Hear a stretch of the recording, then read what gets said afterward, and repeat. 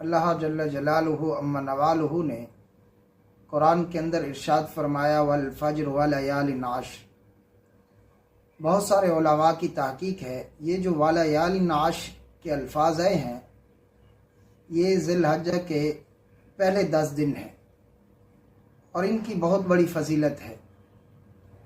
احادیث کے اندر حضرت عبداللہ ابن عباس رضی اللہ تعالیٰ فرماتے ہیں، روایت کرتے ہیں کہ رسول خدا صلی اللہ علیہ وسلم نے ارشاد فرمایا کہ جو آدمی ان 10 دنوں میں جو بھی نیک عمل کرے گا باقی پورے سال کے جتنے دن بھی ہیں ان تمام دنوں سے اللہ جل جلالہ کو ان 10 دنوں میں جو نیکی کرے گا وہ بہت زیادہ ان کے نزدیک پسندیدہ ہے۔